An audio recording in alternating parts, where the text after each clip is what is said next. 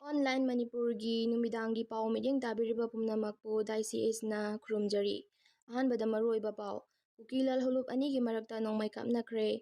Ngarang numidang pung 3:10 taba matamda Kangpokpi Districtki Cycle Police Station gi manung channa laiba Kongtal Village da Kuki Lalhoulup ni haina chingnaba lup anigi marakta akanba mongda khut thoknakre hairi.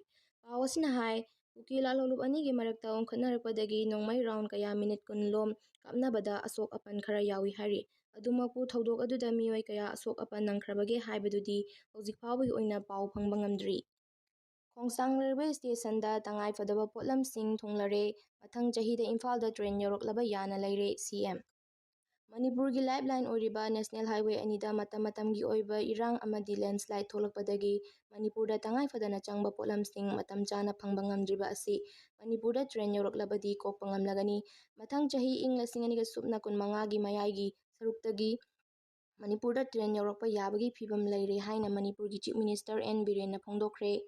Wafam asing asi Khongsang Railway Station da ahumlak suba oina nongmada tangai fadaba potlam uba food grain consignment taramna okpagi thauramga mari leinana wafam asi phongdokibani.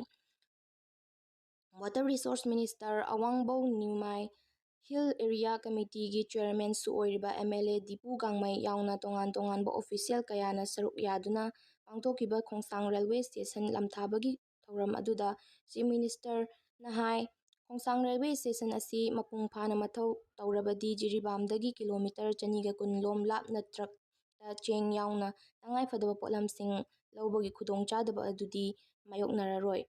Session asi loisinaba honabada Tupulgi tunnel khutpada landslide thokiba maramna railway gi thabaksing asi tinthaduna lakibani.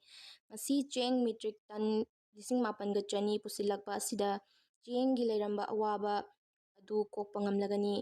Ngasi pusilakliba cheng yauna tangai fadaba potlam pusilakpa ahumlak sure haukiba tha 13 asida Manipurda thokliba irang asina maram oiraga nongmada changdaba yadraba potlamsing phanghanaba hotnabada tongan-tonganba Central Force amadi State Force mateng pangduna lakli. Khongsang Railway Station asi mapung phana loisinaba hotnabada Khongsanggi khunjasing village chief yauna Assam Rifles BSF amadi Manipur Police na laukiba thaudang adubusu Chief Minister na thagatki.